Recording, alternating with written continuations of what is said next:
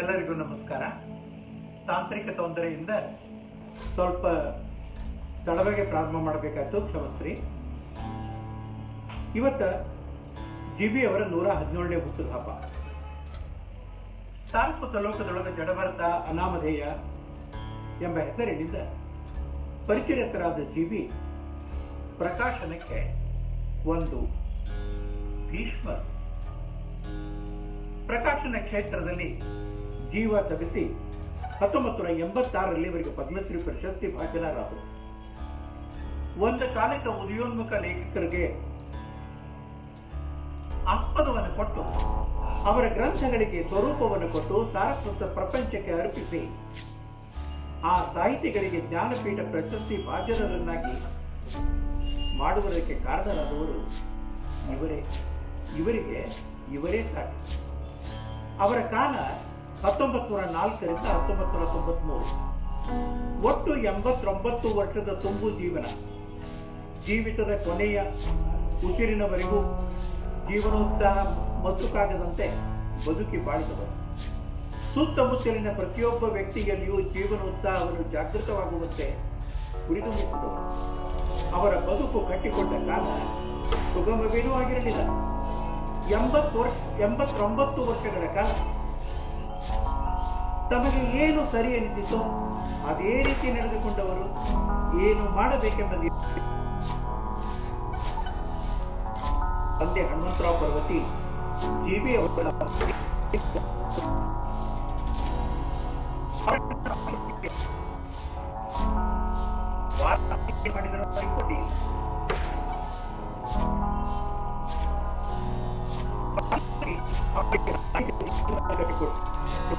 GB ಅಲ್ಲಿಂದ matrix pass ಆದರು.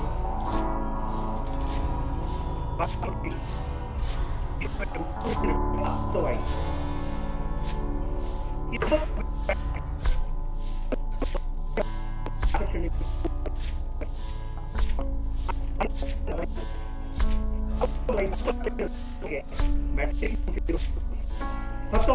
1927ಕ್ಕೆ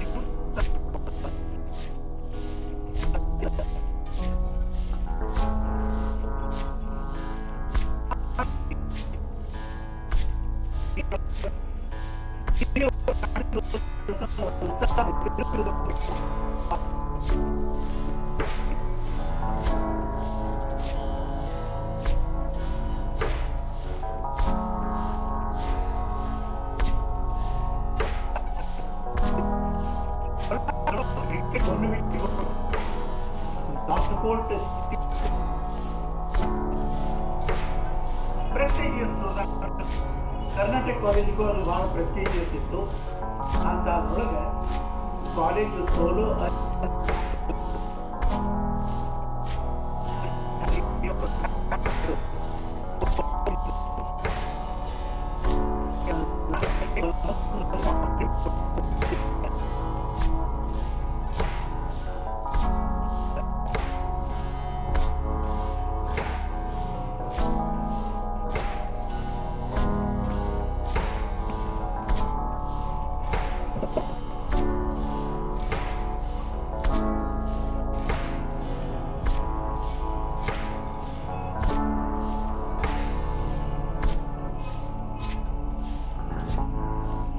ನಿಮಗೆ ಹೇಳ್ತೀನಿ.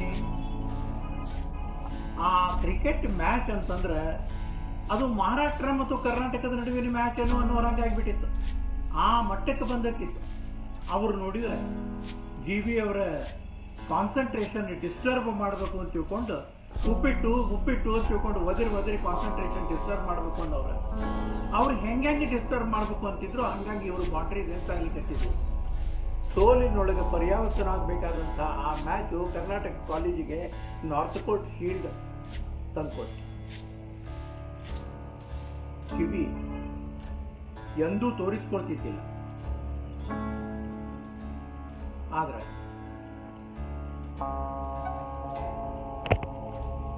ಅವರು ಸಾಹಿತ್ಯದೊಳಗೂ ಅವರಿಗೆ ಆಸಕ್ತಿ ಇತ್ತು.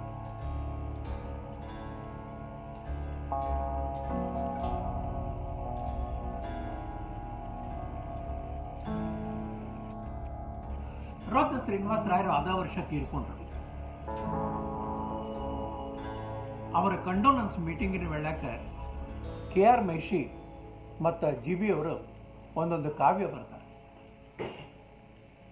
ಆ ಕಾವ್ಯ ಇವತ್ತು ನೋಡಿದ್ರೆ ಅವರಿಗೆ ಇಂಗ್ಲಿಷ್ ಮೇಲೆ ಇದ್ದಂಥ ಪ್ರಭಾವ ಹೆಂಗ ಅಂತ ಅನ್ನೋದ್ರದ್ದು ನಮಗೆಲ್ಲ ಅಚ್ಚರಿ ಆಗ್ತದೆ.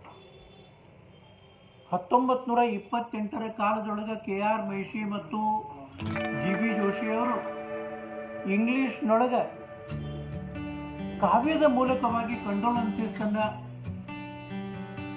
ಎಕ್ಸ್ಪ್ರೆಸ್ ಮಾಡಿದ್ರು. ಆಗಿನ ಕಾಲದ ಬ್ರಿಟಿಷ್ ಪ್ರಿನ್ಸಿಪಲ್ರು ಕೂಡ ಮಿಶ್ರಣಿ ಒಳಗೆ ಅದರ ಬಗ್ಗೆ ತಮ್ಮ ಮೆಚ್ಚುಗೆಯನ್ನು ವ್ಯಕ್ತ ಮಾಡ್ತಿದ್ದೇನೆ. ನಾವು ಕಾಣ್ತೀವಿ.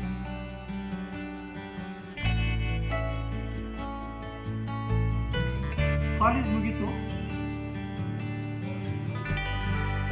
ಗೆಳೆಯರ ಗುಂಪಿನ ಗಟ್ಟಿ ಕೂಡ ಬೇಂದ್ರೆ ಕೇಂದ್ರ ಬಿಂದು, ಅವರ ಸುತ್ತಲ ಇದ್ದವರು GB, ಮುಗುಳಿ, ಗೋಕಾಕರು, ಆದರೆ ಎಲ್ಲರದು ವ್ಯಕ್ತಿಗಳು ಭಿನ್ನ ಆದರೂ ಸಹಿತ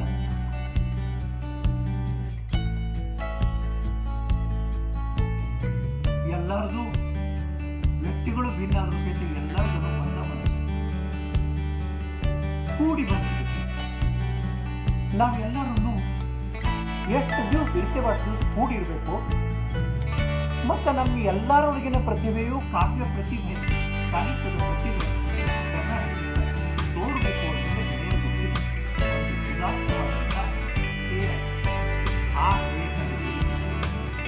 ಯಾರಿಗೆ ಏನು ಕಡಿಮೆ ಬಿದ್ದರೂ ಸಹಿತ ಈ ಗೆಳೆಯರ ಗುಂಪಿನ ಸದಸ್ಯರು ಅದನ್ನು ತುಂಬಿಕೊಟ್ಟಿದ್ರು ಅಂತ BB ಕರ್ನಾಟಕ ಕಾಲೇಜು ನಮ್ಮ ಪುಸ್ತಕವನ್ನು ಮುಂದೆ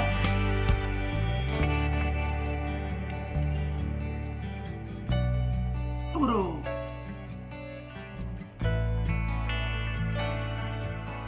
ಪತ್ರಿಕಾ ಪ್ರಪಂಚಕ್ಕೆ ಬರ್ತಾರೆ.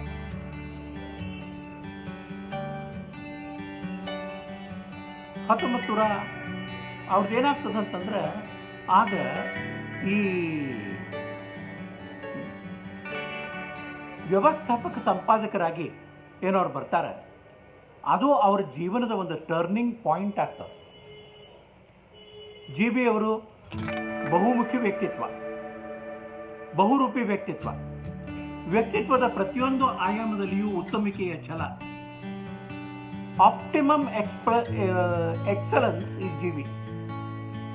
ಜಯ ಕರ್ನಾಟಕದ ವ್ಯವಸ್ಥಾಪಕ ಸಂಪಾದಕರ ಸ್ಥಾನ ಅವರನ್ನ ಪ್ರಕಾಶಕ ವ್ಯವಸಾಯದ ಕಡೆಗೆ ತಂದು ಮುಟ್ಟಿಸ್ತಾರೆ. ಅದ ಮುಂದೆ 1933 ಅವರು ಮನೋಹರ ಗ್ರಂಥಮಾಲಾ ಪ್ರಾರಂಭ ಮಾಡಲಿಕ್ಕೆ ಕಾರಣ ಆಗ್ತದೆ. ಒಮ್ಮೆ ಮನೋಹರ ಗ್ರಂಥಮಾಲಾ ಪ್ರಾರಂಭ ಮಾಡಿದ್ರೆ ತಮ್ಮ ಕೈಯಾಗಿ ತಗೊಂಡ ಮೇಲೆ ಪ್ರಕಾಶನ ವ್ಯವಸಾಯದ ಆಯಾಮ ಅವರಿಗೆ ತೆಗೆದುಕೊಂಡು ಆ ಆಯಾಮ ತೆರೆದುಕೊಂಡಿದ್ದು ಅವರ ಆಸಕ್ತಿ ಕೊನೆಯ ದಿನದವರೆಗೂ ಕಡಿಮೆ ಆಗಲಿಲ್ಲ. ಮನೋಹರ ಗ್ರಂಥಮಾಲೆಗೆ ಉತ್ತಮ ಸಾಹಿತ್ಯ ದೊರಕಿಸುವ, ಉತ್ತಮ ಲೇಖಕರನ್ನು ಉತ್ತೇಜಿಸುವ ದೃಷ್ಟಿಯಿಂದ GB ಅವರು ಅನೇಕ ಕಡೆಗಳಲ್ಲಿ ಪ್ರಯತ್ನಗಳನ್ನು ಮಾಡ್ತಾನೆ ಇದ್ದರು. GB ಧಾರವಾಡದೊಳಗೆ ಸ್ಥಿರವಾಗಿ ನಿಲ್ಲಲಿಕ್ಕೆ ನಿರ್ಧರಿಸಿದ ಕಾಲ ಹೆಂಗಿತ್ತು ಗೊತ್ತವೆ. ಆಗ ಕನ್ನಡದ ಕುಲಪುರೋಹಿತ ಆಡೂರು ವೆಂಕಟರಾಯರು ಕನ್ನಡದಲ್ಲಿ ಓದಲಿಕ್ಕೆ ಪುಸ್ತಕಗಳೇ ಇಲ್ಲ ಎಂದು ಗೋಳಿಟ್ಟಂತ ಕಾಲ. ಬೇಂದ್ರೆ ಮಾಸ್ತರು ಒಂದು ಹೆಜ್ಜೆ ಮುಂದೆ ಹೋಗಿ ಕನ್ನಡ ಕವಿತಾ ಲಕ್ಷ್ಯ ಕೊಟ್ಟು ಕೇಳ್ರು. ನೀವು ಎಲ್ಲಿ ಅಂತೀರಿ, ನಾ ಅಲ್ಲಿ ಬಂದ ಕವಿತಾ ನಿಮಗಾಗಿ ಕವಿತಾ ವಾಚನ ಮಾಡ್ತೀನಿ ಕೇಳ್ರು. ನೀವು ಬೇಕಂದ್ರೆ ಶವ ಸಂಸ್ಕಾರದ ಹೊತ್ತಿಗೂ ಬಂದು ಕವಿತಾ ಓದ್ತೀನಿ ಕೇಳ್ರು ಅನ್ನುವಂಥ ಕಾಲ. ಇಂಥ ಕಾಲದಾಗ ಪ್ರಕಟಣೆಗೆ ಗ್ರಂಥಮಾಲೆಯನ್ನು ಪ್ರಾರಂಭ ಮಾಡಿದ್ದು ಜಿ.ವಿ. ಮುಂದಿನ ದಿನಗಳಲ್ಲಿ ವಾಯನ್ಕೆ ಹೇಳಿದ್ದು ಅಕ್ಷರಶಃ ಖರೆ. ಜಿ.ವಿ. ಕನ್ನಡಿಗರಿಗೆ ಕನ್ನಡದ ಓದುವ ಅಭ್ಯಾಸವನ್ನು ಕಲಿಸಿದ್ರು. ಅವರು ಹುಟ್ಟಿದ್ದು ಕನ್ನಡ ಸಾಹಿತ್ಯ, ಸಂಸ್ಕೃತಿ ಮತ್ತು ನಾಟಕ ಕಲೆಯ ರಂಗಭೂಮಿಯ ಪುನರುತ್ಥಾನಕ್ಕಾಗಿಯೇ ಅನ್ನುವ ವಾಯನ್ಕೆಯವರ ಮಾತು ನಿಜವಾದ.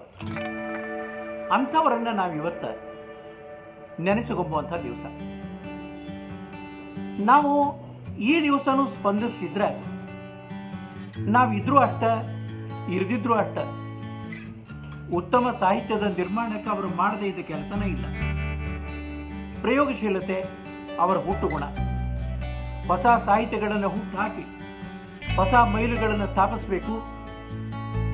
1937ರೊಳಗೊಮ್ಮೆ ಬೇಂದ್ರೆ ಮತ್ತು ಅವರ ಕರಗಿದ ಗೆಳೆಯರ ಗುಂಪಿನ ಈ ಭೃಂಗ ಬಳಗ ಏನಿತ್ತು, ಅದರೊಳಗೆ ಉದಾಹರಣೆಗಾಗಿ NK, SR Malagi, KR Meshi, English ಪತ್ರಿಕಾಕರ್ತ BB ಕುಲಕರ್ಣಿ, HB ಕೊಣ್ಣೂರ, ಗೋಕಾಕ, ಇವರೆಲ್ಲರನ್ನೂ ಕೊಟ್ಟಿಕೊಂಡು ಒಂದು ದಿವಸ GB ಅವರದ ಯಾತ್ರಾ ಸ್ಪೆಷಲ್ಲು ದೂಗಕೊಂಡು ಕೆಲವು ಮಂದಿ ಈ ವ್ಯವಸ್ಥೆ ನೋಡಿ ರೊಕ್ಕ ಎಷ್ಟು ಖರ್ಚು ಬರ್ತದ ಅಂತ ತಿಳ್ಕೊಳ್ಳ. ಒಬ್ರು ಯಾರೋ ಧೈರ್ಯ ಮಾಡಿ ಕೇಳಿಬಿಟ್ರು ಹಾಕಲಿ ಅಷ್ಟು ಅಂತ ತಿಳ್ಕೊಳ್ಳ. ಆಗ GB ನಕ್ಕೋತ, ಹಾಕಲ ಕೊಡ್ಲಿಕ್ಕಿದ್ದವರು ಹಾಕಲದ ಬಗ್ಗೆ ಕೇಳೋದಿಲ್ಲ, ಎಷ್ಟ ಅಂದ್ರೂ ಕೊಡ್ತಿದ್ರು. ಎಲ್ಲ ಖರ್ಚನ್ನು GB ತಮ್ಮ ಮೇಲೆ ವಹಿಸಿಕೊಂಡು ಆ ಒಂದು ಯೋಗದ ಯಾತ್ರೆಯನ್ನು ಏನು ಮಾಡುತ್ತಾರೆ, ಆ ಯಾತ್ರೆಯ ವರ್ಣನ NK ಮಾಡಿದ್ದನ್ನು ನೋಡಿದರೆ ನಾವು ಯಾಕೆ ಆ ಕಾಲದಾಗ ಇರಲಿಲ್ಲಪ್ಪ. ಅವರು ಹೋದ ಗಾಡಿ ಒಳಗೆ ಅರ್ಧ ಭಾಗ ನವರಸ ಮತ್ತು ಷಡ್ರಸಗಳಿಂದ ತುಂಬಿದಂಥ ಆಹಾರದ ವಸ್ತುಗಳಿದ್ದು, ಅದನ್ನೂ ಮೀರಿಸುವಂತೆ ಜೋಗ ಮುಟ್ಟೋ ತನಕ ಗೋಕಾಕರು, ಮಳಗಿಯವರು ಮತ್ತು KR ಮೇಷಿ ಇವರ ಹರಟೆ ನಿಂತು ಆ ಹರಟೆಯಿಂದಲೇ ಎಲ್ಲರ ಹೊಟ್ಟೆ ತುಂಬಿಕೊಂಡಿತ್ತು. ಈ ಪಿಕ್ನಿಕ್ಕಿನ ಫಲನ ಮನೋಹರ್ ಗ್ರಂಥಮಾಲಕ್ಕೆ ಸುಳಿವು ಹೊಳವು ಅನ್ನುವಂಥ ಒಂದು ಪ್ರಬಂಧ ಸಂಕಲನ ಬಂತು.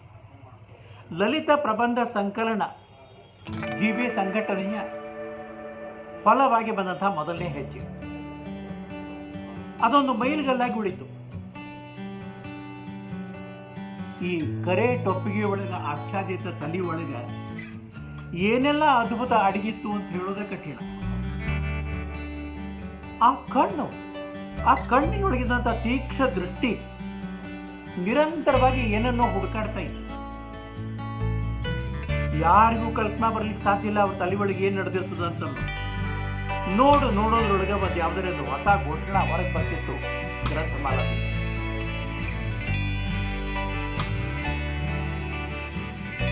ಒಂದೊಂದು ಆರ್ಟ್ ನಾಟಕ ಸ್ಪರ್ಧೆಯನ್ನ ಘೋಷಿಸಿಬಿಟ್ಟು ಅದರ ಪರಿಣಾಮವಾಗಿ ಮಾಲಾಕ್ಕ ಒಂದು ಹೊಸ ಪುಸ್ತಕ ಬಂತು, ನಾಟಕದ ಪುಸ್ತಕ. ಮತ್ತೊಂದು ಪುಸ್ತಕ ಇದೇ ರೀತಿಯೇ ಬಂತು.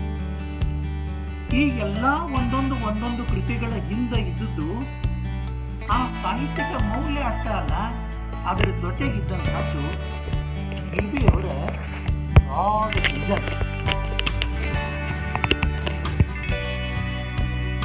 ಉತ್ತಮ ಸಾಹಿತ್ಯಕ್ಕಾಗಿ ಸಂಘಟನೆ ಮತ್ತು ಸಾಹಿತ್ಯಗಳನ್ನು ಕೂಡಿ ನೋಡುವ, ಅವರನ್ನು ಹುರಿದುಂಬಿಸುವ ಮತ್ತು ಲೇಖಕರನ್ನು ಗೌರವಿಸುವಂತಹ ಗುಣ ಏನು GB ಅವರಿಗಿತ್ತು ಅದು ಲೇಖಕರನ್ನು ನಿರ್ಮಾಣ ಮಾಡಿದೆ.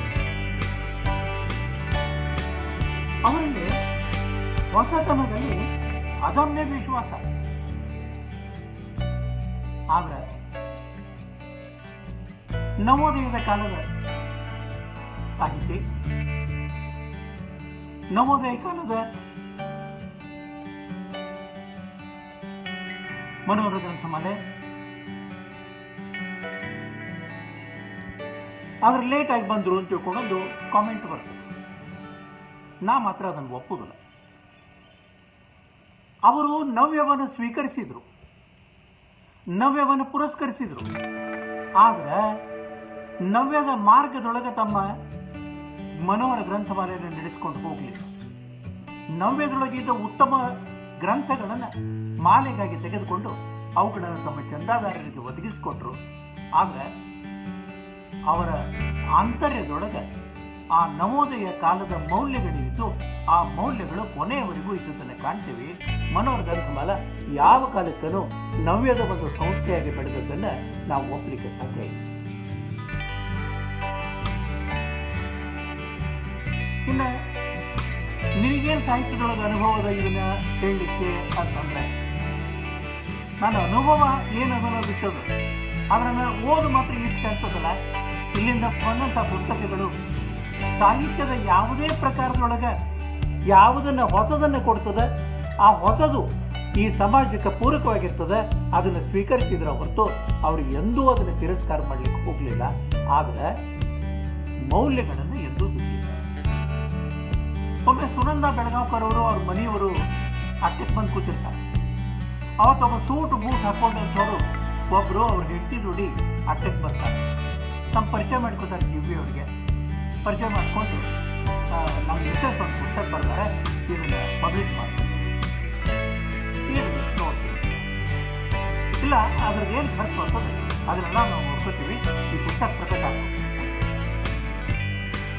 ಮೊದಲು ಇಲ್ಲಿ ನೋಡ್ತೀವಿ ಅಂತ ಅಂದಿದ್ರಲ್ಲ, ಅವ್ರ ಕೈಯಾಗ ಪುಸ್ತಕ ತಿರುಗಿ ಕೊಟ್ಟು, ಈ ಪುಸ್ತಕ ನಮ್ಮ ಮಾಲಾದೊಳಗೆ ಪಬ್ಲಿಷ್ ಮಾಡಲಿಕ್ಕೆ ಆಗೋದಿಲ್ಲ, ಕ್ಷಮಿಸ್ರಿ ಅಂತ ತಿಳ್ಕೊಂಡು ಹೇಳಿ ಚಹಾ ತರಿಸ್ಕೊಟ್ಟು ಅವ್ರಿಗೆ ಕೆಳಗೆ ಕಳಿಸ್ತಾರೆ. ಅದಕ್ಕೆ ಸುನಂದ ಬೆಳಗಾವ್ಕರ್ ಸಾಕ್ಷಿ ಇರ್ತಾರೆ. ಅವ್ರ ತಮ್ಮ ಲೇಖನದೊಳಗೆ ಈ ವಿಷಯವನ್ನು ಬರೀತಾರೆ. ಅದು ಜಿವಿ. ಇಲ್ಲೇ ಜಿವಿ ಅವರು ಎಂದೂ ಯಾವುದೇ ಒತ್ತಡಕ್ಕೂ ಒಳಗಾಗಿ ಯಾವ ಪುಸ್ತಕವನ್ನು ಪಬ್ಲಿಷ್ ಮಾಡಿಲ್ಲ.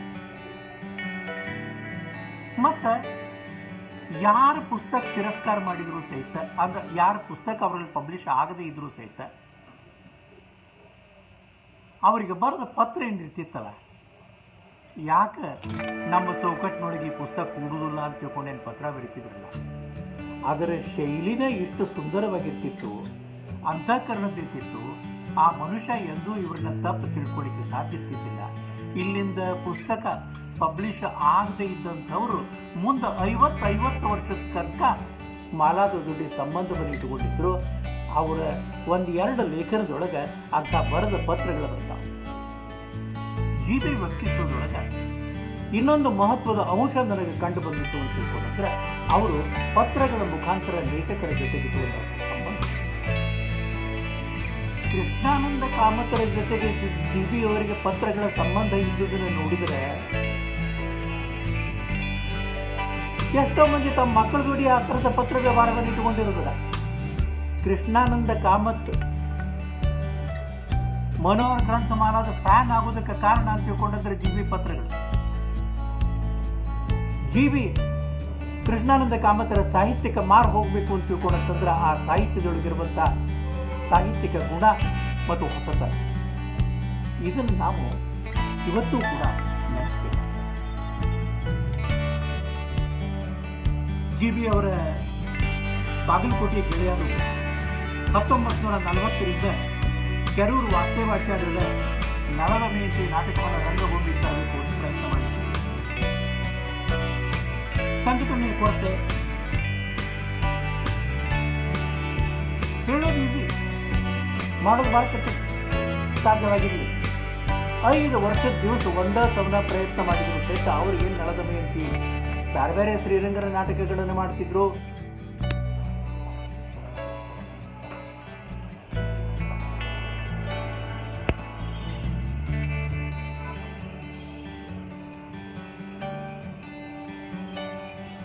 ಕೆರೂರು ವಾಸ್ತವಾಚಾರ್ಯ ನಳದಮಯಂತಿ ರಂಗಭೂಮಿಗೆ ಬರಲಿಲ್ಲ ಅಂತ ತಿಳ್ಕೊಂಡು ಕೆರೂರು ವಾಸ್ತವಾಚಾರ್ಯರಿಗೂ ಕೊರಗಿತ್ತು. ಆಗಿನ ಕಾಲದಾಗ ಮುಗುಳಿ ಶ್ರೀನಿವಾಸರಾಯರು, ಆಲೂರು ವೆಂಕಟರಾಯರು, ದಾತಾರ್ ಶಾಮರಾಯರು, ಧಾರವಾಡಕರ್ ಯರುಗುದ್ರಾಯರು ಎಲ್ಲರಿಗೂ ನಳದಮಯಂತಿ ರಂಗ ಪ್ರಯೋಗ ಆಗಬೇಕು ಅಂತ ಅನಿಸ್ತಿತ್ತು. ಅದನ್ನು ಬಾಗಲಕೋಟೆ ರಂಗಭೂಮಿ ಮೇಲೆ ತರಬೇಕು ಅನ್ನುವಂಥ ಆಕಾಂಕ್ಷೆ ಇತ್ತು.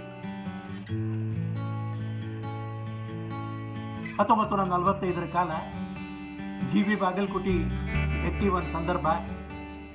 ಇದನ್ನ ರಮಾಕಾಂತ ಜೋಶಿ ಅವರ ಶಬ್ದದೊಳಗೆ ಹೇಳಿದ್ರನ್ನ ನಿಮಗೆ ಮನಸ್ಸಿಗೆ ಮುಟ್ತು.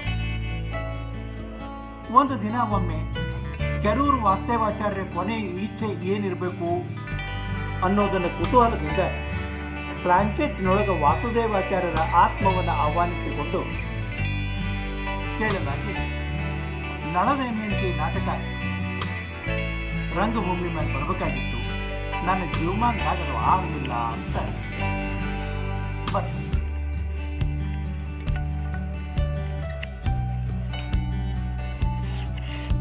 ಸರಿ. GB ಅವರ ತಲೆ ಒಳಗೆ ವಿಚಾರ ಚಕ್ರ ಪ್ರಾರಂಭ ಆಯಿತು. GB ದೇಹ ಮನಸ್ಸು ನಳದಮಯಂತಿ ನಾಟಕದ ರಂಗ ಪ್ರಯೋಗದ ಹುತ್ತು ಹೊಳಿ ಒಳಗೆ ಹರಿಲಿಕ್ಕೆ.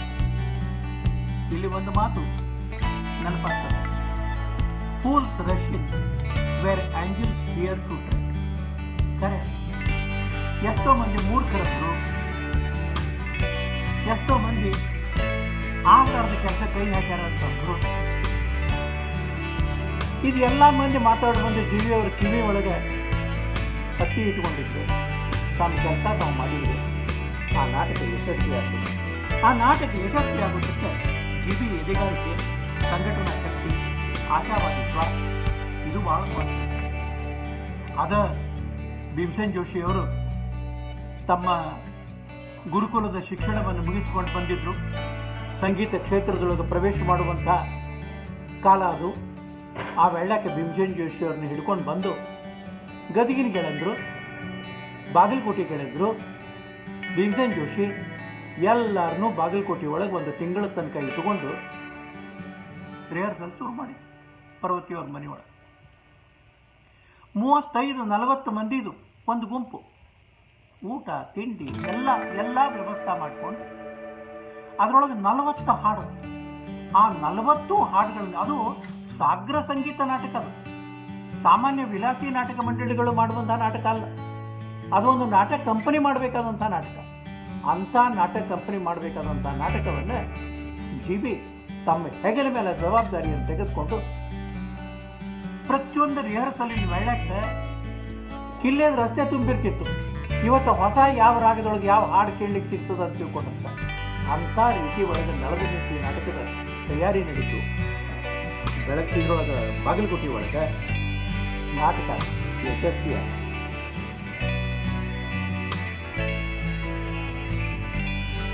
ಬಾಗಲಕೋಟೆ ಅವತ್ತು ಹೂತ್ ಕೇಳ್ತು ಕುಣಿದಿತ್ತ.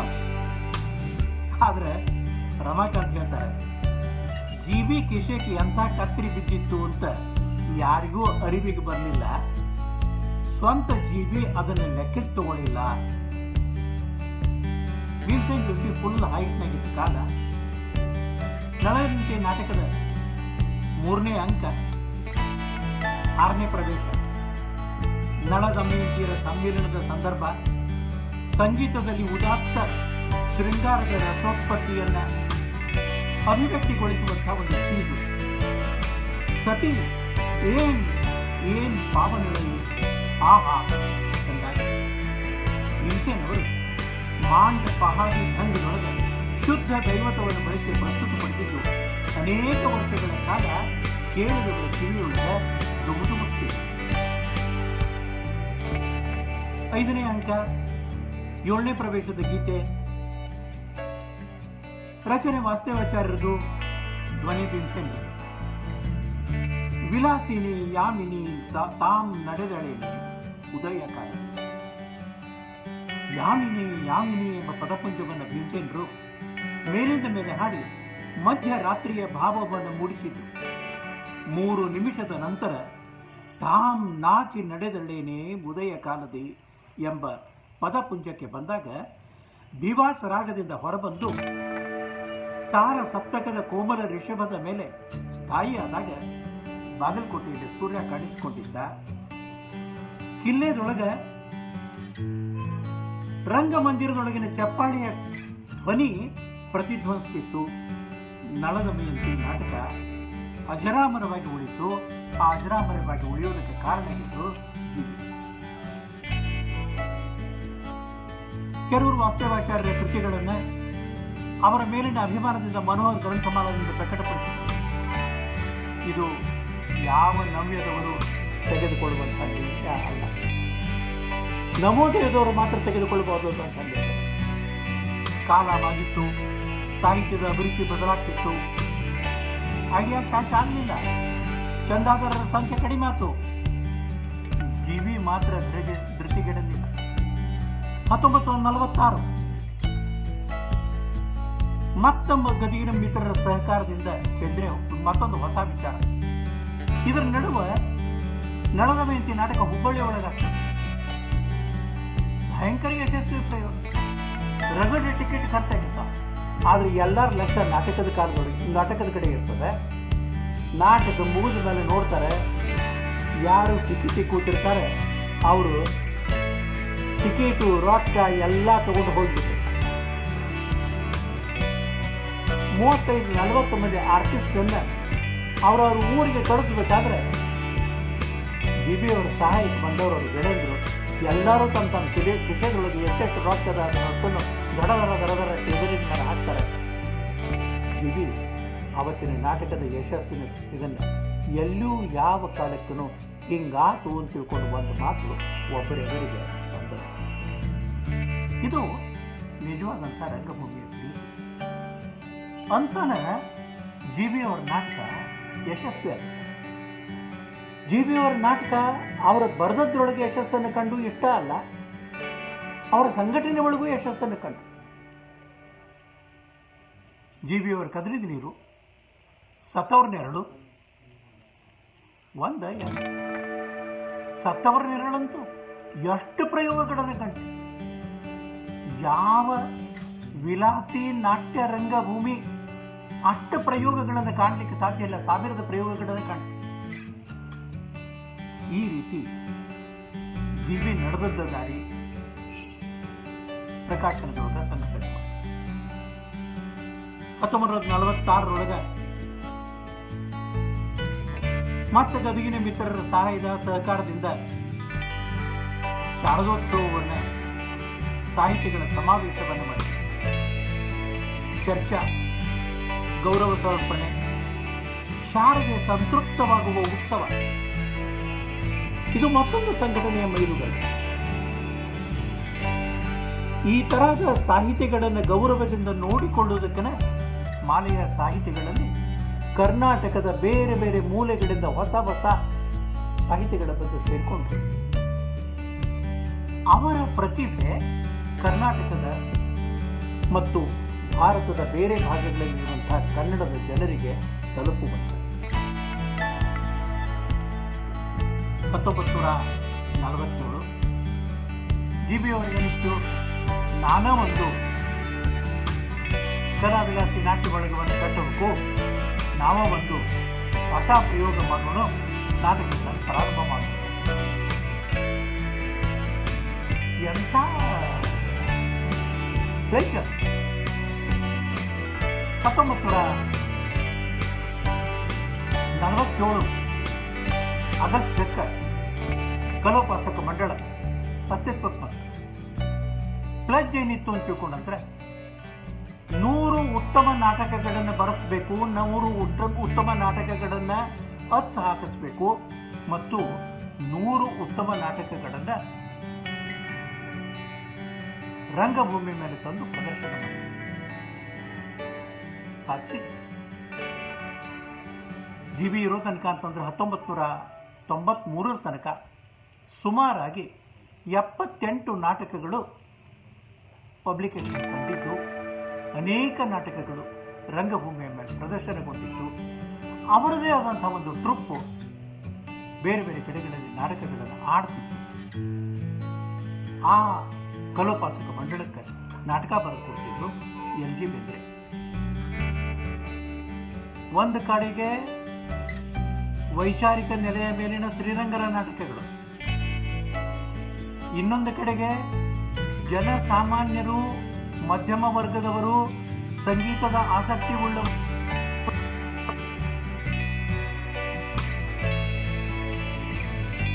ಆಗಸ್ಟ್ 15, 1947 ಕಲೋಪಾಸಕ ಮಂಡಳ ವಿದ್ಯುಕ್ತವಾಗಿ ಉದ್ಘಾಟನೆ ಆಯಿತು. ಸೆಪ್ಟೆಂಬರ್ ತಿಂಗಳ 27 ಮತ್ತು 28ನೇ ತಾರೀಕಿಗೆ ಧಾರವಾಡದ ಅನ್ನಪೂರ್ಣ ರಂಗಮಂದಿರದೊಳಗೆ ಕಾನ್ಸಿಕ್ಯೂಟಿವ್ ಡೇಸ್ 2 ನಾಟಕ ಆಗುತ್ತೆ. ಬಹಳ ಆಚರಿಸ್ಬೋದು. ಮೊದಲನೇ ನಾಟಕ ಕನ್ನಡದ ಪ್ರಖ್ಯಾತ ಕರ್ನಾಟಕ ವಿದ್ಯಾವರ್ಧಕ ಸಂಘ ಅದಕ್ಕೆ ಆರ್ಥಿಕ ಸಹಾಯವನ್ನು ಮಾಡುವುದರ ಸಲುವಾಗಿ ತಿಳ್ಕೊಂಡು ಮೊದಲನೇ ದಿವಸದ ಭಾಗ್ಯಶ್ರೀ ನಾಟಕ ಆಡಲ್ಪಟ್ಟು ದಾಖಲೆ. ಅವತ್ತಿನ ಇಡೀ ಅನ್ನಪೂರ್ಣ ಥಿಯೇಟರ್ನೊಳಗೆ ಏನು ಕಲೆಕ್ಷನ್ ಆಯ್ತು ಆ ಕಲೆಕ್ಷನ್ ಒಳಗೆ ಒಂದು ದುಡ್ಡು ಸಹಿತ ಡಿಡಕ್ಟ್ ಮಾಡಿ ನಡೆದ ವಿದ್ಯಾವರ್ಧಕ ಸಂಘಕ್ಕೆ ಕೊಟ್ಟು. ಎರಡನೇ ದಿವಸ ಪರಿವರ್ತನಾ ನಾಟಕ. ಎರಡು ಪ್ರಮುಖವಾದಂತಹ ನಾಯಕ ಸಂಗೀತದ ಅಭಿರುಚಿ ಮತ್ತು ಸಂಗೀತದ ನಾಯಕನನ್ನ ಆಧರಿಸಿದಂತಹ ನಾಟಕಗಳು. ನಾಟಕ ಎರಡೂ ದಿವಸನೂ ಯಶಸ್ವಿಯಾದವು. ನಂತರ ಗದಗು, ಬಾಗಲಕೋಟೆ, ಬಿಜಾಪುರ, ಸೋಲಾಪುರ, ಪುಣೆ, ಮುಂಬೈ ಹಿಂಗೆ ಈ ನಾಟಕದ ದಿಗ್ವಿಜಯ ನಡೀತು. ಒಂದು ಕಡೆ ಪುಸ್ತಕ ಪ್ರಕಾಶನ, ಒಂದು ಕಡೆ ಪ್ರಕಾಶಿತಗೊಂಡಂತಹ ಪುಸ್ತಕಗಳನ್ನು ಚಂದಾದಾರರ ಮನೆಯವರೆಗೆ ಮುಟ್ಟಿಸಿ ಬರುವಂಥ ಕೆಲಸ, ಇನ್ನೊಂದು ಕಡೆ ಈ ನಾಟಕ ಕಂಪನಿ ಕಟ್ಟಿ ಅಲ್ಲಲ್ಲೇ ನಾಟಕಗಳನ್ನು ಆಡಿಸ್ತಕ್ಕಂಥ. ಅದಕ್ಕೆ ಗಣಪತರಾವ್ ಜೋಶಿ ಚಾಸ್ತಿ ಮಾಡ್ತಿದ್ರು. ಜಿ ಬಿ ಅವರ ಕೊಟ್ಟೂರೇಶ್ವರ ಕಂಪನಿ ಹೊಂಟದ್ ನೋಡಪ್ಪ ಅಂತ ತಿಳ್ಕೊಂಡಂತ. ಈ ಕೊಟ್ರಪ್ಪನ ಕಂಪನಿ ಅಂತ ತಿಳ್ಕೊಂಡಂದ್ರೆ ಈ ಕೊಟ್ರಪ್ಪ ಕರ್ನಾಟಕದೊಳಗಿನ ಒಬ್ಬ ಅದ್ಭುತ ರಂಗ ಕಲಾವಿದರು, ಕೊಟ್ಟೂರಿನವರು. ಅವರು ಮೈಸೂರಿನ ಮಹಾರಾಜರಲ್ಲಿ ಈ ನಾಟಕ ಕಂಪನಿಯನ್ನು ಅವ್ರು ನೋಡ್ಕೊಳ್ಳಿಕ್ಕೆ ಅಂತ ತಿಳ್ಕೊಂಡಿದ್ರು. ಅವರು ರಂಗಭೂಮಿಯ ಒಬ್ಬ ಅದ್ಭುತ ನಟರ. ಅವರ ಒಂದು ಕಂಪನಿ ಮಾಡಿದ್ರು. ಆದ್ದರಿಂದ ಆಗಿನ ಕಾಲಕ್ಕೆ ಕೊಟ್ರಪ್ಪನ ಕಂಪನಿ ಅಂತ ತಿಳ್ಕೊಂಡು ಅನ್ನೋದು ಒಂದು ಫ್ರೇಜ್ ಆಗಿದೆ. ಆ ಫ್ರೇಜು ಜಿ ಬಿ ಅವರ ಕಲೋಪಾಸಕ ಮಂಡಳಕ್ಕೆ ಬಂದಿತ್ತು ಅಂತ ತಿಳ್ಕೊಂಡ್ರೆ ಒಂದು ರೀತಿಯಿಂದ ಅವ್ರು ಜಾಸ್ತಿ ಒಳಗೆ ಆಡಿದ್ರು ಸಹಿತ ಅದು ನಮಗೆ ಕಿರೀಟನ ಅಂತ ಅನಿಸುವಷ್ಟು ಮಟ್ಟಿಗೆ ಇದು ಮಾತು. ಸೆಪ್ಟೆಂಬರ್ ತಿಂಗಳ 28ನೇ ತಾರೀಕಿಗೆ ಎರಡನೇ ನಾಟಕ ಪರಿವರ್ತನೆ. ಇದು ಕೂಡ ಲಕ್ಷ್ಮಣರಾವ್ ಬೇಂದ್ರೆ ಅವರಿಂದ ರಚಿತವಾಗಿತ್ತು. ಈ ಎರಡೂ ನಾಟಕಗಳು ಎಲ್ಲ ಕಡೆ ಜೈವೀರಿಯನ್ನು ಹೊಡೆದು ಬಂದವು. ಸೋಲಾಪುರಕ್ಕೆ ಅಣ್ಣಯ್ಯ ಹುಡುಗುಂದಿದ್ರು. ಮುಂಬೈ ಒಳಗನೆ 55 ಅಥವಾ 54ನೇ ಇಸ್ವಿ ಇರಬೇಕು.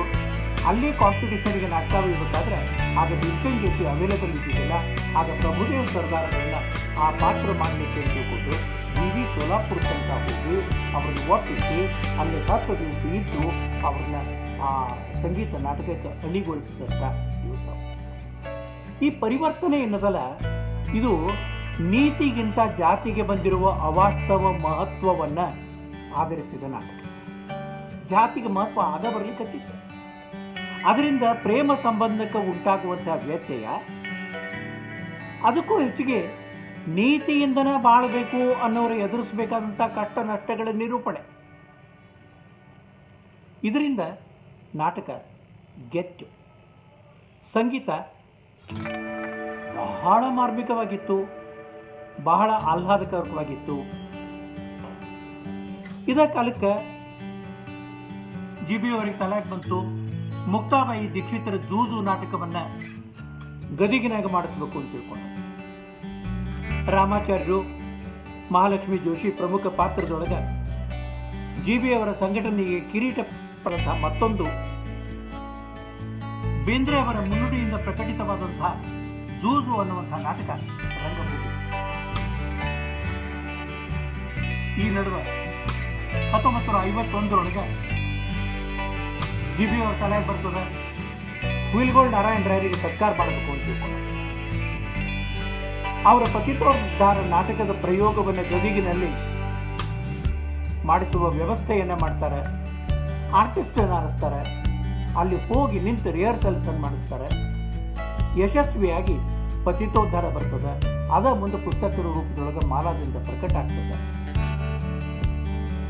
ಅವತ್ತ ಹುಯಿಲ್ಗೋಳ್ ನಾರಾಯಣರಿಗೆ ಜಿ.ಬಿ. ಏನ್ ಕೊಟ್ಟಿರ್ಬೇಕು? ಬೆಳ್ಳಿ ವೀರನಾರಾಯಣ ದೇವರ ಪ್ರತಿಮೆಯನ್ನು ನೀಡಿ ಅವರನ್ನು ಗೌರವಿಸಿದರು. ಜಿ.ಬಿ. ಅವರ ಬಹುದಿನದ ಆಸೆಯೂ ಈಡೇರಿತು. ಹುಯಿಲ್ಗೋಳ್ ನಾರಾಯಣರಾಯರ ಕಂಡಾಗ ನೀಡಿತು. ಇದೇ ಕಾಲಕ್ಕೆ ಕೀರ್ತಿ ಅವರಿಂದ ಆ ಮನೆ ಅರ್ಥ ಬರ್ತಿತ್ತು. ಪ್ರಶಸ್ತಿ 1958 ಮನೋಹರ ಗ್ರಂಥಮಾಲಾದ 25ನೇ ಹುಟ್ಟುಹಬ್ಬ ಜಿ.ಬಿ. ಮತ್ತು ಕೀರ್ತಿ ಅವರ ಕಾರ್ಯಕ್ಷಮತೆಯ ಪ್ರತೀಕದಿಂದ ನಡೆದು ಬಂದಂತಹ ದಾರಿಯ 3 ಸಂಪುಟಗಳು ಪ್ರಕಟ. ಬೃಹತ್ ಯೋಜನೆ. ಈ 3 ಸಂಪುಟಗಳಿಂದಲೇ ಕೀರ್ತಿ ಪ್ರಮುಖ ವಿಮರ್ಶಕರಾಗಿ ಹೊರಹೊಮ್ಮಿದರು. ಕಾರಣ ಜಿ.ಬಿ. ಅವರು ಅವರಲ್ಲಿ ಗುರುತಿಸಿದಂತಹ ವಿಮರ್ಶಾ ಪ್ರಜ್ಞೆ. ಇವತ್ತ ಭಾರತೀಯ ವಿಮರ್ಶಕ ಸಮೂಹದೊಳಗನ ಅಗ್ರಮಾನ್ಯರಾದಂತಹ ವಿಮರ್ಶಕರು ಅಂತ ತಿಳ್ಕೊಂಡು ಯಾರನ್ನ ಪರಿಗಣಿಸಿದ್ರು ಕೀರ್ತಿಯವರನ್ನು ಪರಿಗಣಿಸ್ತಾರೆ. ಅದರ ಕ್ರೆಡಿಟ್ ಜಿ.ಬಿ. ಅವರಿಗೆ ಸರ್. 1960 ಗದಗಿನಾಗ ವಸಂತ ನಾಟಕೋತ್ಸವ. ಅಲ್ಲಿ ಜಿ.ಬಿ. ಅವರ ನಾಟಕ ಮೂಕಬಲಿಯ ರಂಗಪ್ರಯೋಗ. ವಸಂತ ಮಾಸ, ನಿಸರ್ಗದಲ್ಲಿ ನವೀನ ಚೈತನ್ಯ, ಹೊಸ ಸ್ಫೂರ್ತಿಯನ್ನು ಸ್ಫುಟಿಸುವ ಸಮಯ. ಜಿ.ಬಿ. ವಸಂತ ನಾಟಕೋತ್ಸವದ ತಯಾರಿ ಮಾಡಿದರು. ಅದರೊಳಗೆ ಒಂದೊಂದು ಜಿಲ್ಲಾದಿಂದ ಒಂದೊಂದು ದಿನ ಒಂದೊಂದು ನಾಟಕ. ಗದಗಿನ ಹವ್ಯಾಸಿ ತಂಡದಿಂದ ಜಿ.ಬಿ. ಬರೆದ ಪ್ರಥಮ ಪ್ರಮುಖ ಕನ್ನಡದ ಅದ್ವಿತೀಯ ನಾಟಕ ಮೂಕಬಲಿಯ ಪ್ರಯೋಗ. ಎಲ್ಲ ನಾಟಕಕ್ಕೆ ಒಬ್ಬೊಬ್ಬರು ದಿಗ್ದರ್ಶಕರು ಇದ್ರೆ ಈ ನಾಟಕಕ್ಕೆ ಆ ವೇಳಕ್ಕೆ 4 ಮಂದಿ ದಿಗ್ದರ್ಶಕರು. ಗದಗಿನಾಗಿ 4 ಮಂದಿ ದಿಗ್ದರ್ಶಕರ ಠಿಕಾಣೆ ಹೂಡಿದ್ರು. ಜಿ.ಬಿ., ಕೀರ್ತಿ, ಅವ್ರ ಜೋಡಿಗೆ ಶಂಕರ್ ಮೊಕಾಶಿ ಪುಣೇಕರ, ಇವರು ಎಲ್ಲರ ಜೋಡಿಗೆ ಗದಗಿನ ಪೂಜಾರ್ ಕೃಷ್ಣಾಚಾರ, ಗದಗಿನ ಕೃಷ್ಣಾಚಾರ ಜಿ.ಬಿ. ಅವರ ಬಡಗೈ. ಅವರು ಅದರೊಳಗೆ ಪಾತ್ರಧಾರಿನೂ ಹೌದು, ಸಂಘಟಕರು ಹೌದು ಮತ್ತು ದಿಗ್ದರ್ಶಕರು. ಗದಗಿನಾಗ ಏನಾಯ್ತು ಬಹಳ ಈಸಿ. ಯಾಕಂದ್ರೆ ಅವರದೇ ಆದಂಥ ಒಂದು ವಾಲಂಟಿಯರ್ಸ್ ತಂಡ ಇರ್ತಿತ್ತು. ಯಾವುದಕ್ಕೂ ವಿಚಾರ ಮಾಡುವಂಥ ಪ್ರಸಂಗ ಇರ್ತಿಲ್ಲ. ಅವ್ರು ಏನು ಅಂತಾರ ಆ ಕೆಲಸ ಮತ್ತೊಂದು ಕೆಲಸದೊಳಗೆ ಆಗ್ತಿತ್ತು. ಅದಕ್ಕೆ ಗದಗಿನಲ್ಲಿ ಜಿ.ಬಿ. ಅವರು ಅನೇಕ ಕಾರ್ಯಕ್ರಮ. ಒಮ್ಮೊಮ್ಮೆ ಇವ್ರ ಊರು ಯಾವಪ್ಪ, ಧಾರವಾಡನೋ ಗದಗನೋ ಬಾಗಲಕೋಟೆನೋ ಅನ್ನೋ ಪ್ರಶ್ನೆ ಬರ್ತದೆ. 3 ಅವ್ರ ಊರ.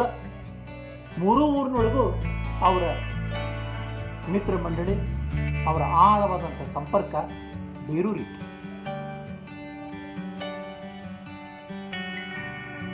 ಈ ಗದಗಿನೊಳಗಿನ ಈ ನಾಟಕದ ಕಾಲದೊಳಗೆ 2 ಕುಟುಂಬಗಳು ಬಹಳ ಮಹತ್ವದ ಪಾತ್ರವನ್ನು ವಹಿಸ್ತವೆ. ಒಂದು ಪಾಗೆ ಬಂಬರ್ ಮನೆತನ, ಮತ್ತೊಂದು ಪೂಜಾರ್ ಮನೆತನ. 2 ಮನೆತನ ಕಲೆ ಹಾಗೂ ಸಂಸ್ಕೃತಿಯ ದೃಷ್ಟಿಯಿಂದ ಅತ್ಯಂತ ಶ್ರೀಮಂತವಾದಂಥ ಮನೆತನಗಳು. ಅಂತ ಗದಗಿ ಇವತ್ತಿಗೂ ಸಾಂಸ್ಕೃತಿಕವಾಗಿ ಆ ಮಟ್ಟದೊಳಗೆ. ನಾಟಕದ ಪ್ರಯೋಗ ಇದ್ದದ್ದು ಗದಗಿನ ಸರಸ್ವತಿ ಥಿಯೇಟರ್ದೊಳಗೆ. ಅಂದಿನ ಮುಖ್ಯ ಅತಿಥಿ ಬೇಂದ್ರೆ. ಪ್ರಮುಖ ಪಾತ್ರದಲ್ಲಿ ಮಿಂಚಿದ್ದು ಪಾಗೆ ಭಗಿನಿಯರು. ಕಮಲ್ ಪಾಗೆ ತಾಯಿ ಪಾತ್ರದೊಳಗೆ ಬಾಣಂತಿ ಕೋಲಿಗೆ ಸೀಮಿತವಾದಂಥ ಪಾತ್ರ. 2 ಕೈ ಮಾತ್ರ ಹೊರಗೆ ಕಾಣಿಸ್ತಿಲ್ಲ. ಬರೀ ಧ್ವನಿ ಒಳಗೆ ಇಡೀ ನಾಟಕದ ಅಂತಃಸತ್ವವನ್ನು ವ್ಯಕ್ತ ಮಾಡುವಂಥ ಸಾಮರ್ಥ್ಯವನ್ನು ಹೊಂದಿದಂಥ ಕಮಲ್ ಪಾಗೆ. ಸಂಗೀತದೊಳಗೂ ಹೆಸರಾಂತ. ಅವ್ರ ತಂಗಿ ಅವ್ರ ಮಗಳ ಸುಶೀಲೆಯ ಪಾತ್ರವನ್ನ ಮಾಡ್ತಿದ್ರು ವಿಮಲ್ ಪಾತ್ರ. ನಾಟಕದ ಮೊದಲನೇ ಸೀನ್ದೊಳಗ ಅತ್ತಿ ಮನೆ ಕಿರ್ಕಳ ತಡಿಲಾರ್ದ ಗೌರಿ ಪೂಜಾ ದಿನ ಗೌರಿ ಕಳಿಸೋ ನೆಪದೊಳಗ ತವ್ರ ಮನೆಗೆ ಬರ್ತಾಳೆ ಸುಶೀಲಾ. ಹೊಸದಾಗಿ ಮದುವೆಯಾದ ಹುಡುಗಿ 9 ವಾರಿ ಸೀರೆ, ಕೈತುಂಬ ಹಸಿರು ಬಳಿ, ಉದ್ದು ಕುಂಕುಮ, ಕಟ್ಟಿದ ತುರುಬಿಗೆ ಮಲ್ಲಿಗೆ ಮಾಲಿ. ಆದ್ರೆ ಪುಟ್ಟ ಬಾಲ ಮಳೆ ಒಳಗೆ ತೋರಿಸ್ಕೊಂಡಿರಲ್ಲ ಪ್ರವೇಶ. ಕೀರ್ತಿ ಅವರನ್ನು ವಿಚಾರ ಮಾಡಿದ್ರು, ಸರ್ ರಂಗನ ಮೇಲೆ ಕಳಿಸ್ಬೇಕಾದ್ರೆ ಮೈ ಮೇಲೆ ಸ್ವಲ್ಪ ನೀರು ಸಿಗ್ತೀವಿ ಕೊಯ್ದಂಗೆ ಮಾಡಿ ಕಳ್ಕೊಂಡು ತಿಳ್ಕೊಂಡಂತೆ. ಅವತ್ತು ಗದಿನೊಳಗೆ ಇಷ್ಟು ದೊಡ್ಡ ಮಳೆ ಹುಡುಕಲ್ಲ. ಆ ನಾಟಕ 1 ತಾಸು ತಡ ಆಯ್ತು. ಕೀರ್ತಿಯವ್ರ ತಲೆಯಾಗಿ ಏನು ಬಂತು ಏನಂತ ನಾಟಕ ಪ್ರಾರಂಭ ಆಗೋದಕ್ಕೆ 5 ಮಿನಿಟ್ ಮೊದಲ ಈ ಮೇಕಪ್ ಮಾಡ್ಕೊಂಡಂಥ ಹುಡುಗಿನ ಹೊರಗೆ ನಿಲ್ಸಿದ್ರು. ಕೊಯ್ದು ತಪ್ಪದಾಗಿತ್ತು. 3ನೇ ಬೆಲ್ಲ ಹಾಕೊಂಡು ಒಳಗೆ ಕಳಿಸ್ತಾರೆ. ನೈಜತೆಯ ಪಾತ್ರ ಪ್ರತೀಕವಾಗಿ.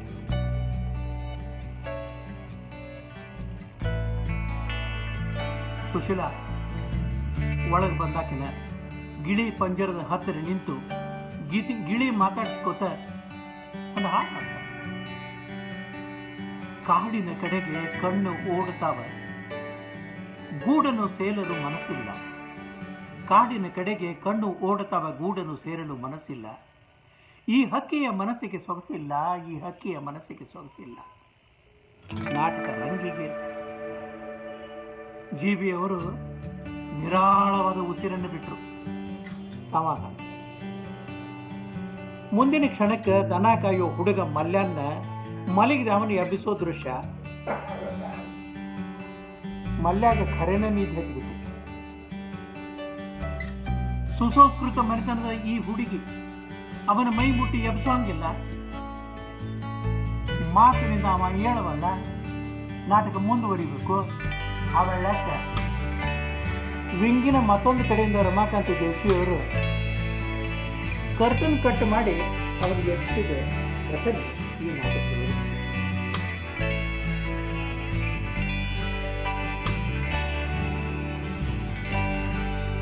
ಮೂಕಬಲಿ ಜಿ.ಬಿ. ಅವರ ಅತ್ಯಂತ ಯಶಸ್ವಿ ನಾಟಕ ಮತ್ತು ಅವರು ಬಹಳ ಪ್ರೀತಿಯ ನಾಟಕ. ಅಷ್ಟ ಅವರಿಗೆ ತ್ರಾಸ ಕೊಟ್ಟ ನಾಟಕನೂ ಹೌದು. ನೋವಿನ ಪ್ರಸಂಗದೊಳಗೆ ತಾಯಿ ಕಮಲಾ ಪಾಗೆ ಒಂದು ಸುಂದರ ಹಾಡು ಹಾಡ್ತಾರೆ. ವಿಜಯದಾಸರ ಕೃತಿ ಹೃದಯ ಸ್ಪರ್ಶಿ ಗೀತೆ, ಸಂವೇದನಾಶೀಲ ಸ್ವರ ರಚನೆ. ಹಾಡು ಪ್ರಾರಂಭ.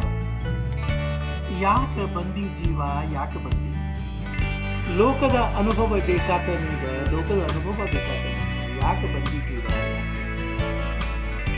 ಮೇರು ಪರ್ವತದಲ್ಲಿ ವಾರಣಾವಂತನಾಗಿ ಮಾರ ಮರಣನ ಪಾದದ ಆರಾಧನೆ ಬಿಟ್ಟು ಯಾಕೆ ಬಂದಿ ಜೀವ ಯಾಕೆ ಬಂದಿ.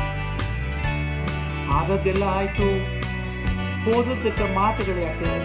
ಶ್ರೀ ವಿಜಯ ವಿಠಲನ ಆದರದಿಂದ ಸ್ಮರಿಸುತ್ತಿರುವುದು ಯಾಕೆ ಬಂದಿ ಜೀವ ಯಾಕೆ ಬಂದಿ ಅನ್ನುವ ಹಾಡು ಜೀವನದ ನೋವು, ಹತಾಶೆ, ದುಃಖ ಎಲ್ಲವನ್ನು ಕೂಡಿ ಕಮಲಾ ಪಾಗೆಯವರ ಸ್ವರ ರಚನೆಯಲ್ಲಿ ಹೊರಬಂದಾಗ ಇಡೀ ನಾಟಕದೊಳಗೆ ಕಣ್ಣೀರು ಹಾಕದೇ ಇದ್ದಂಥ ಬೇರೆ ವ್ಯಕ್ತಿನೇ ಇರಲಿಲ್ಲ ಅಂತ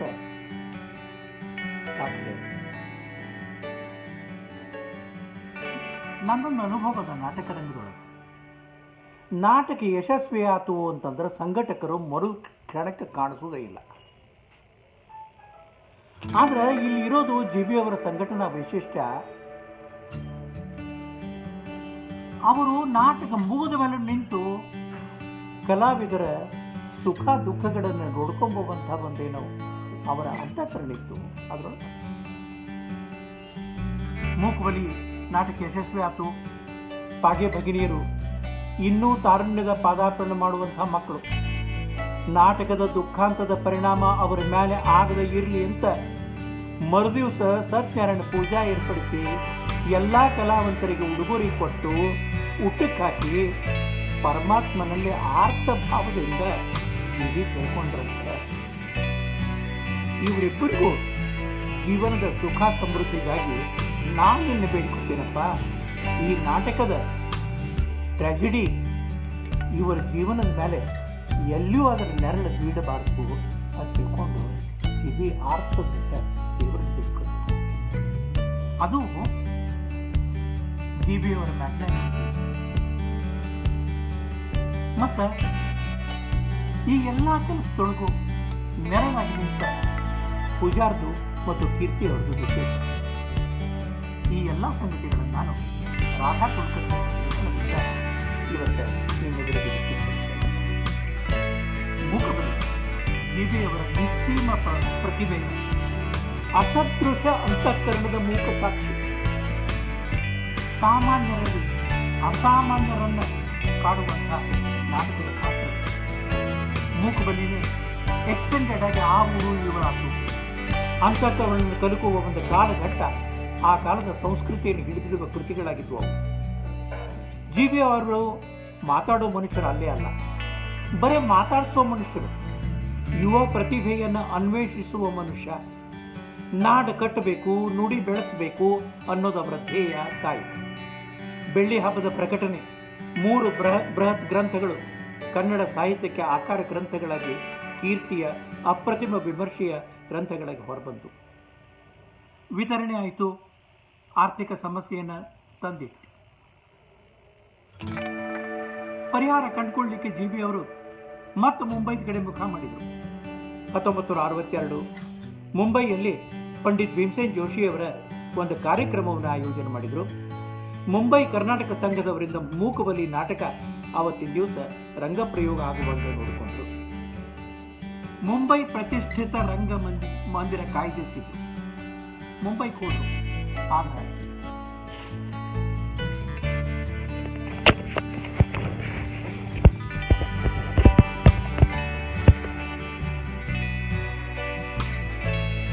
ಜಿ.ಬಿ. ಅವರಿಗೆ ನಾಟಕ ಅಂದರೆ 2 ಜೀವ. 3 ತಿಂಗಳ ಮೊದಲ ಮುಂಬೈನ ಪ್ರತಿಷ್ಠಿತ ರಂಗಮಂದಿರವನ್ನು ಕಾಯ್ದಿರಿಸಿದ್ರು. ಮುಂಬೈನ ಎಲ್ಲ ಗುರುತು ಪರಿಚಯದವರಿಗೆ ನಾಟಕದ ಬಗ್ಗೆ ಕಲ್ಪನಾ ಕೊಟ್ಟಿದ್ರು, ಕಾರ್ಯಕ್ರಮದ ಬಗ್ಗೆ ಕಲ್ಪನಾ ಕೊಟ್ಟಿದ್ರು, ಟಿಕೆಟ್ ಮಾರಾಟ ಆಗಿದ್ದು, ಅಡ್ವರ್ಟೈಸ್ಮೆಂಟ್ ಬಂದಿತ್ತು. ರಂಗಮಂದಿರ ಶಾರ್ಟ್ ಸರ್ಕ್ಯೂಟ್.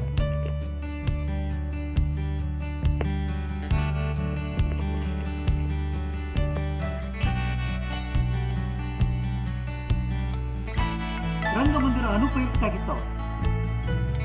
ಜಿ.ಬಿ. ಅವರು ಧೃತಗಡೆಯಲಿಲ್ಲ, ನಾಟಕ ಪ್ರಯೋಗದ ದಿನವನ್ನು ಬದಲಾವಣೆ ಮಾಡಲಿಲ್ಲ. ನಾಟಕ ಆಗುವೆಲ್ಲ ನರ್ವಸ್ ಆಗ್ತಿದ್ರು. ಅವತ್ತು ಈ ಘಟನಾ ನಡೆದರೂ ಸಹಿತ ಅವರು ನರ್ವಸ್ ಆಗಿದ್ರು. ಅವರ ಸಂಘಟನೆಯ 6th ಸೆನ್ಸ್ ಜಾಗೃತ ಆಗಿತ್ತು. ಜಯಹಿಂದ ಕಾಲೇಜಿನ ಸಭಾಗೃಹವನ್ನು ಪ್ರಯತ್ನಿಸಿದ್ರು. 6 ಕಾರ್ಯಕ್ರಮ ಯಶಸ್ವಿಯಾಯಿತು. ಉತ್ತೇಜನ ಸಫಲ ಆಯಿತು. ಆರ್ಥಿಕ ಭಾರ ಬಹಳ ಕಡಿಮೆ ಆಗಿದ್ರು, ಸ್ವಲ್ಪ ಕಡಿಮೆ ಆಯಿತು. ಕಾರ್ಯಕ್ರಮ ಕೈ ಹಿಡಿತು. ಮೂಕಬಲಿ ಮತ್ತೊಮ್ಮೆ ರಂಗ ಪ್ರದರ್ಶನಕ್ಕೆ. ಗದಗಿನ ಯಂಗ್ ಮೆನ್ಸ್ ಫುಟ್ಬಾಲ್ ಕ್ಲಬ್ಬಿನ ಬ್ಯಾನರ್ನೊಳಗೆ 1955 ಪ್ರಭುದೇವ್ ಸರ್ದಾರರಿಂದ ಮತ್ತೊಂದು ನಾಟಕ ಮಾಡಿಸಿದ ಪರಿವರ್ತನೆ. 2ನೇ ಪ್ರೈಸ್ ಬಂತು. ಜಿ.ಬಿ. ಜಡಭರತರು ಮತ್ತು ಅನಾಮಧೇಯ ಅನ್ನೋ ಕಾವ್ಯನಾಮದಿಂದ ಒಟ್ಟು 7 ನಾಟಕ ಬಂತು. ಕನ್ನಡ ನಾಟಕ ರಚನಾಕಾರರಲ್ಲಿ ಟ್ರೆಂಡ್ ಸೆಟರ್ಸ್ ಅವರು. ನವೋದಯದ ಅತ್ಯಂತ ಪ್ರಮುಖ ನಾಟಕಕಾರ. ಮೊದಲನೇ ನಾಟಕ ಮೂಕಬಲಿ, 2ನೇದು ಕದರಿದ ನೀರು, 3ನೇದು ಆ ಊರು ಈ ಊರು, 4ನೇದು ಸತ್ತವರ ನೆರಳು,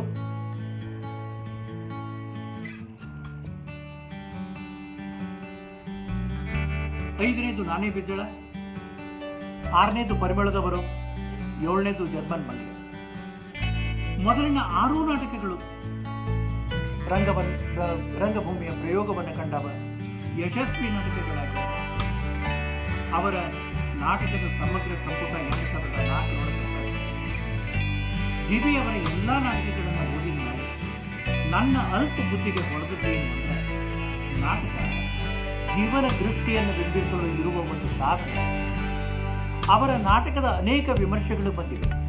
ಈ ಎಲ್ಲ ನಾಟಕಗಳನ್ನು ಒಂದೊಂದಾಗಿ ತೆಗೆದುಕೊಂಡು ಅವುಗಳನ್ನು ನಿಮ್ಮೆದುರು ಪರಿಚಯಿಸಬೇಕೆಂದರೆ ಅಷ್ಟು ಕಾಲಾವಕಾಶ ನನಗೆ ಇವತ್ತಿಲ್ಲ. ಅವರ ನಾಟಕದ ಬಗ್ಗೆ ಲೇಖಕ ಡಿ.ಎ. ಶಂಕರ್ ಬರೆದ ಮಾತು ಅಕ್ಷರಶಃ ಸತ್ಯ ಅಂತ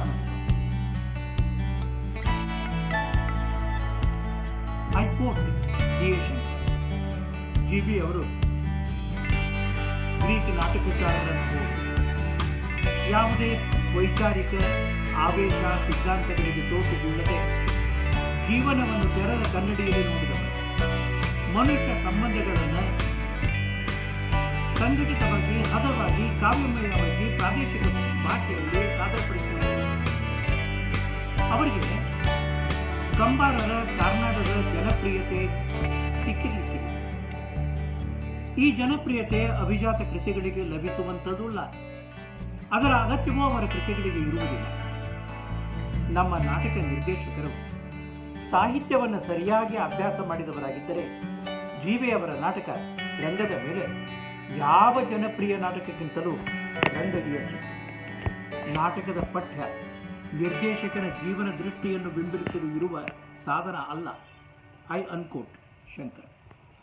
ಜೀವಿ ನಾಟಕ ರಚನಾ ಕೌಶಲ್ಯ ಮತ್ತು ನಾಟಕದ ಬಂಧ ಅವುಗಳಲ್ಲಿ ಜೀವನದ ಶ್ರೀಮಂತಿಕೆಯನ್ನ ಐರಿಷ್ ನಾಟಕಕಾರ ವಿಂಗನಿಂದ ಖಂಡಿತು.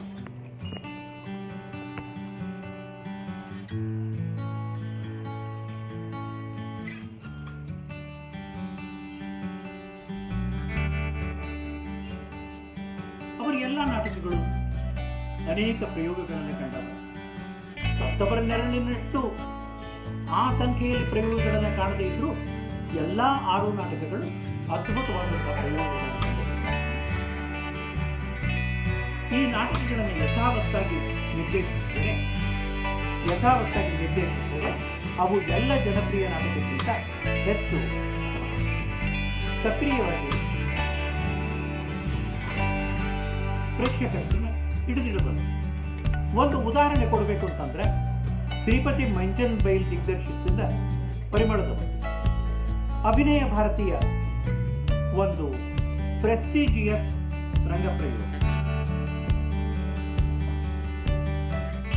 4-6 ಕಡೆ ರಂಗಭೂಮಿಗಳಲ್ಲಿ ಪ್ರವೇಶ ಮಾಡಿದ್ದು ಮತ್ತು ಅತ್ಯಂತ ಯಶಸ್ವಿ ಒಂದು ಅಭಿನಯ ಭಾರತೀಯ ನಾಟಕ ಅಂತಿಕೊಂಡು ಹೆಸರ ಪಡೆದಂತಹ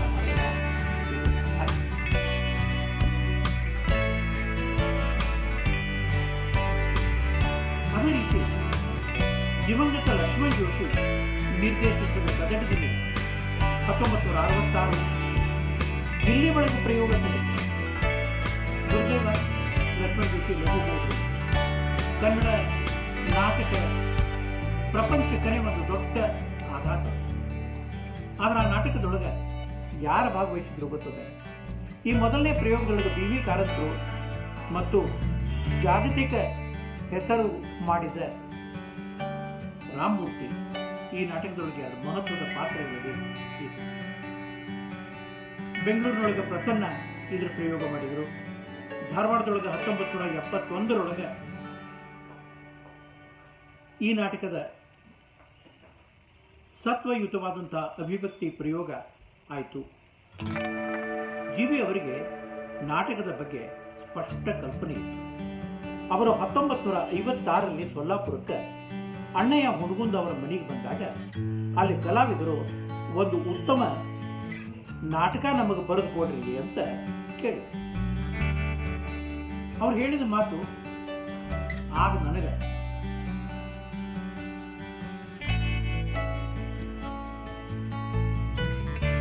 ನಾನು ಒಬ್ಬ ಮೂಕ ಪ್ರೇಕ್ಷಕನಾಗಿದ್ದೆ.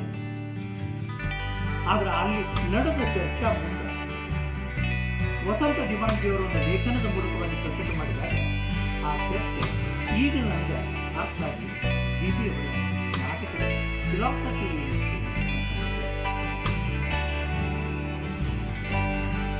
ಅಲ್ಲೇ ಇದ್ದ ನಮ್ಮ ತಂದೆ ಪುರಂದರೆ, ಕಪಟ್ರಾಳ್, ಇನ್ನೂ ಕೆಲವು ಜನ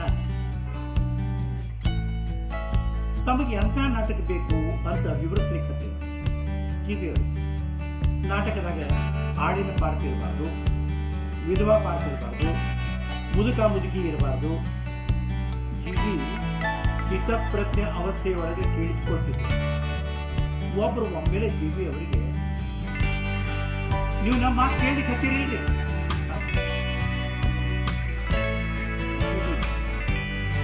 ಮೈ ತುಂಬ ಕಣ್ಣಾಗಿ ನಿಮ್ಮ ನಾಟಕನ ನೋಡಲಿಕ್ಕೆ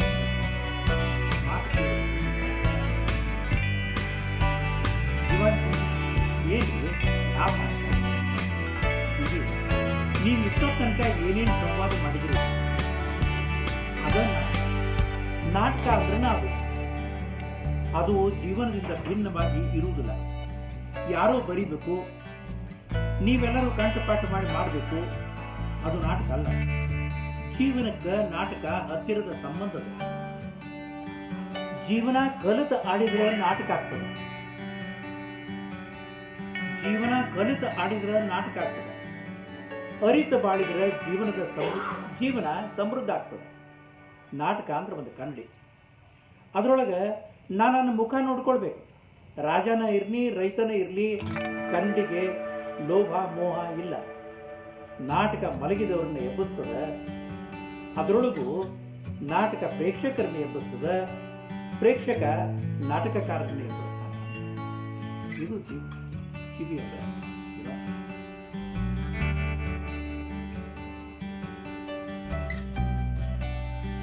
ಹಿಂಗ ಹೇಳ್ಕೊತ ಹೋಗ್ತಾನೆ 70 ಕಿವಿಯವರ ನಾಟಕದ ಸರ್ವಾದ. ಆದ್ರೆ ಕೆಲವೊಂದು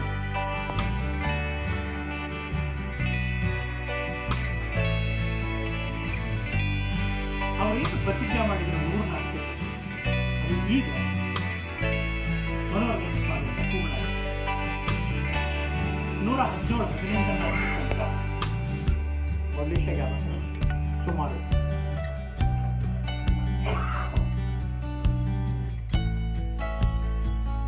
ಆದ್ರೆ ಜಿಬಿ ಅವರು ನಾಟಕದ ಜೊತೆಗೆ ಸಾಹಿತಿಗಳನ್ನು ನಿರ್ಮಾಣ ಮಾಡುವಂತಹ ಒಂದು ಕಾರ್ಯಾಗಾರ ಬಹಳ ಮಹತ್ವ. ಇದು ಅವರ ಸಂಘಟನಾ ಶಕ್ತಿಗೆ ಅನೇಕ ಸಲ ಒಂದು ಸವಾಲಂತೂ ರೀತಿ ಉಳಿದಿದೆ. 1968 ಕಾವ್ಯವನ್ನು ಕುರಿತು ಸಾಹಿತ್ಯ 69 ನಾಟಕದ ಬಗ್ಗೆ, 68 ಕಾವ್ಯದ ಬಗ್ಗೆ, 70 ಸಾಹಿತ್ಯದಲ್ಲಿ ವೈಚಾರಿಕತೆಯ ಬಗ್ಗೆ. ನಂತರ ಮನ್ವಂತರ ಬಂತು. ಮನ್ವಂತರಿಗೆ ಕಾಂಟ್ರಿಬ್ಯೂಟ್ ಮಾಡುವಂಥದ್ದು. ಇಡೀ ವರ್ಷ ಆಟದ ಮೇಲೆ ಪ್ರತಿ ತಿಂಗಳು ಒಬ್ಬ ಸಾಹಿತಿಯ ವಿಷಯವನ್ನು ಮಂಡಿಸ್ತಿದ್ರು, ಚರ್ಚೆ ನಡೀತಿತ್ತು. 1990 ಬರೇ ಧಾರವಾಡದೊಳಗನೆ ಜಿಬಿ ಕ್ರಿಯಾಶೀಲಾಗಿದ್ರು ಅಂತ ತಿಳ್ಕೊಬೇಕು. ಅವ್ರು ಎಲ್ಲಿ ಹೋಗ್ತಾರೆ? ಅಲ್ಲಿ ಪುಸ್ತಕ ಹೇಳಿದ್ರು ಕೂಗ್ತಿದ್ರು. ಕಾರ್ಲಲ್ಲಿ ಒಂದು ಆಟ ಕೆಲವು ಕಾಲ ಉಡುಪಿ ಒಳಗೂ ಅಸ್ತಿತ್ವಕ್ಕೆ ಬಂದಿತ್ತು. ಇವರಲ್ಲಿ ಪುಸ್ತಕ ಪ್ರಕಟ ಮಾಡ್ಲಿಕ್ಕೆ ಹೋದಾಗ ಅಲ್ಲಿ ಲಾಡ್ಜ್ನೊಳಗೆ ಬಂದು ಕೂಡೋ ಜನರು ಸಾಹಿತ್ಯಿಕ ಹರಟಿ ಶುರು ಮಾಡಿದ್ದು ಅಲ್ಲಿಯೂ ಅಟ್ಟ ಅಸ್ತಿತ್ವಕ್ಕೆ ಬಂದಿತ್ತು. ಇಲ್ಲಿ ಕೀರ್ತಿ ಆದ್ರೆ ಅಲ್ಲಿ ಬನ್ನಂಜೆ ಗೋವಿಂದಾಚಾರ್ಯ. ಸಾಹಿತ್ಯ, ಸಿದ್ಧಾಂತ, ಸಂಸ್ಕೃತಿ, ವಾಂಗ್ಮಯ, ಸಂಸ್ಕೃತ ನಾಟಕ, ಅಲ್ಲಿಯ ಸಾಹಿತ್ಯಕ್ಕೆ ಆಗಲಿ ಮನೆ ಮಾತಾಡಲಿಕ್ಕೆ ಕಾರಣದವರು ಜಿಬಿ ಅವರು.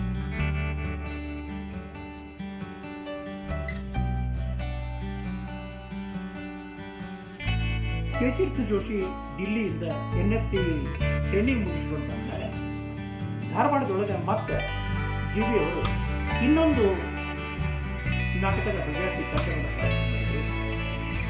ಧಾರವಾಡದ ಗೆಳೆಯರು ಜಿಬಿ ಜಿಬಿ ಅವರ ತಂಡಕ್ಕೆ ಸಾಕಷ್ಟು ಪ್ರೋತ್ಸಾಹವಿತ್ತು. ಅನೇಕ ನಾಟಕಗಳದು ಧಾರವಾಡದೊಳಗೆ ಒಂದು ತರಹದ ನಾಟಕದ ಸಂಚಲನದ ಮೂಡಿತು ಅಂತ. ಜಿಬಿ ಅವ್ರ ತಲೆಗೆ ಏನ್ ಬರ್ತಿತ್ತು ಹೇಳಿ ಕೊಡ್ಬೋದು. ಸುಮಾರು ನನಗೆ ಅನಿಸ್ತದ 52ನೇ 53ನೇ ಇತ್ತು. ಒಂದು ದಿವಸ ಬೇಂದ್ರೆ ಅವ್ರ ತಲೆಗೆ ಏನ್ ಬಂತು ಅಂತ ತಿಳ್ಕೊಂಡ್ರೆ, ಜಿಬಿ ಇವತ್ತು ಎನ್ಕೆನ್ ಮನ್ಯಾಗ ಗಂಗಕ್ಕನ ಕಡೆಯಿಂದ ಭಾಕ್ರಿ ಮತ್ತು ಮುಲ್ಕನ ಮಾಡಿಸಿದಕ್ಕೆ ಎಲ್ಲ ರಾತ್ರಿ ಆ ಮುಟ್ಟು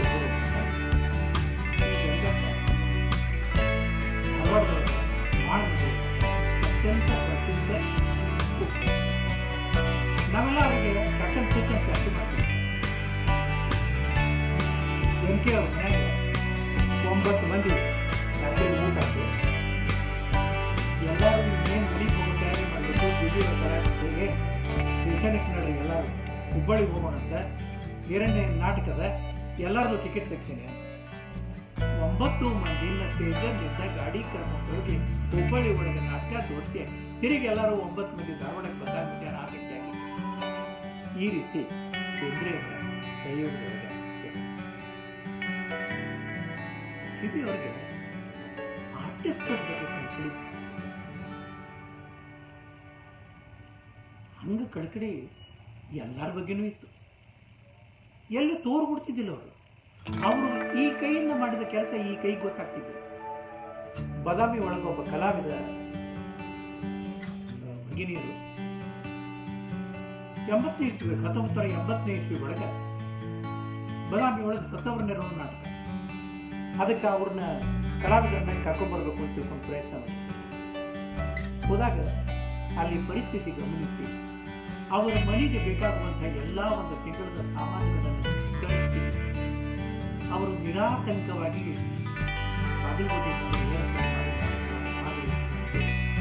ಇವತ್ತಿಗೂ ಆ ಭಗಿನಿಯರು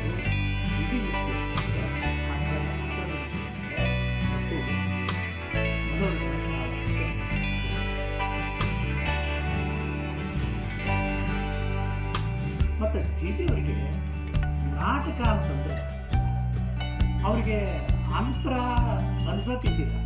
ಅದು ದಿಲ್ಲಿ ಒಳಗಿರಲಿ, ಮೈಸೂರೊಳಗಿರಲಿ, ಉಡುಪಿಯಾಗಿರಲಿ ಅಥವಾ ತ್ರಿವೇಂದ್ರಮದೊಳಗೆ ಎಲ್ಲಿ ನಾಟಕದ ಅಂತ ತಿಳ್ಕೊಂಡಂತಂದ್ರೆ ಅಲ್ಲಿ ಹೋಗೋದು. ಆ ನಾಟಕ 3ನೇ ಬೆಲ್ ಆಗೋ ವೇಳೆ ಕೆಲಸ ಅದರ ಮತ್ತು ಇನ್ನೊಂದು ಅವ್ರ ಸಿದ್ಧಾಂತ ಅಂದ್ರೆ ಯಾವ ನಾಟಕಕ್ಕೂ ಟಿಕೆಟ್ ತಗೊಳ್ಳಾಗ ಒಳಗೆ ಹೋಗೋದು. ಪ್ರಸನ್ನರ ನಾಟಕ ಚಾಲಕರು ಒಳಗೆ ನಡೀರಿ ಅಂತ ಟಿಕೆಟ್ ತಗೊಂಡು ಕಡಿಗೆ 5 ರೂಪಾಯಿ ಪ್ರತಿರೋಧ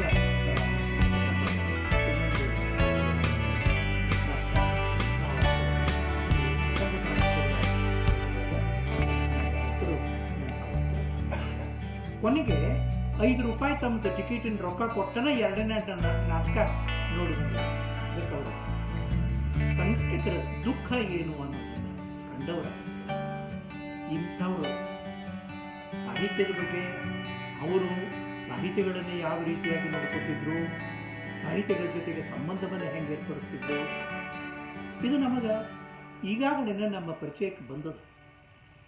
ಇವತ್ತು ಮನೋಹರ ಗ್ರಂಥಮಾಲಾ ಭಾರತದ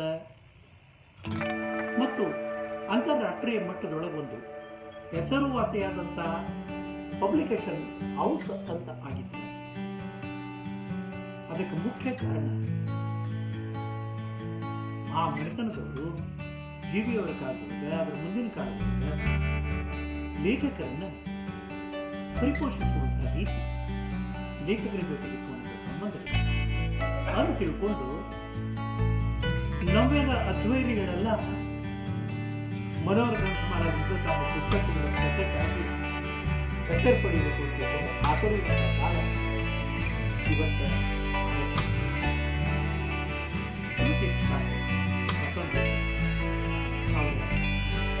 ನಾಟಕಗಳ ಒಂದೊಂದೇ ನಾಟಕಗಳ ವಿಶ್ಲೇಷಣೆ ಮಾಡೋಕ್ಕೆ ಅವಕಾಶ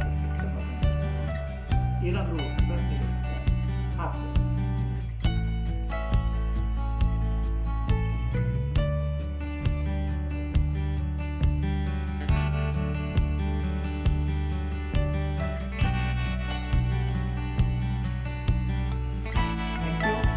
ಎಲ್ಲರಿಗೂ ನಮಸ್ಕಾರ.